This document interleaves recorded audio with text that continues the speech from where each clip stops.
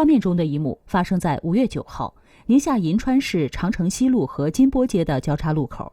这辆轻型厢式货车在等信号灯的时候，突然刮来一阵强劲的旋风，小货车瞬间被旋风包围，顺着风势腾空，并以车头顶地、车尾高抬的姿势来了一个周身360度的大回旋，紧接着坠落到旁边的人行道上。我俩当时就懵了，幸好都扎了安全带。要是不把这个安全带，我俩可能就从车就甩出去了，特别害怕，心里也特别害怕，不知道咋回事。幸运的是，驾驶员和随乘人员都只是身体轻微擦伤，并无大碍。据了解，宁夏气象台当天曾发布过大风蓝色预警信号，预示了大风的光临。一辆1.8吨的小货车就这么被大风吹起，足可见这大风的威力。很多时候，当风势够强，在风中凌乱的真的不只有人类。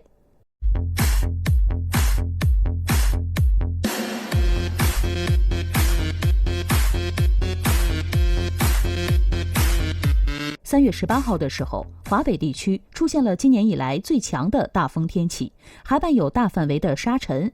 山西、河北、北京、天津、内蒙古、辽宁、山东等7省市的阵风风力达到了8到10级，局地达到了11到12级。在这样的天气里，就有网友亲身测验风力的大小。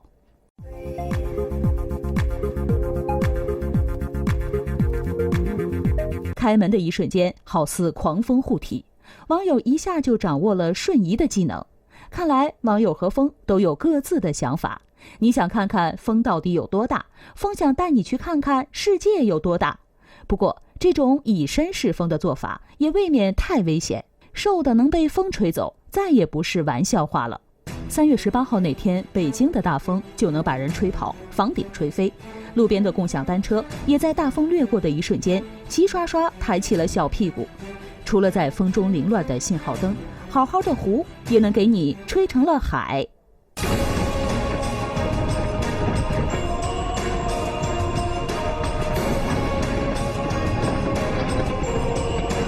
眼看着颐和园刮起了千层浪，昆明湖上浪潮滚滚而来，湖水都被吹到岸上好几米。可真应了那句看海不用东奔西走，风中昆明湖值得拥有。4月21号，内蒙古的大风也掀翻了屋顶，刮断了电线杆。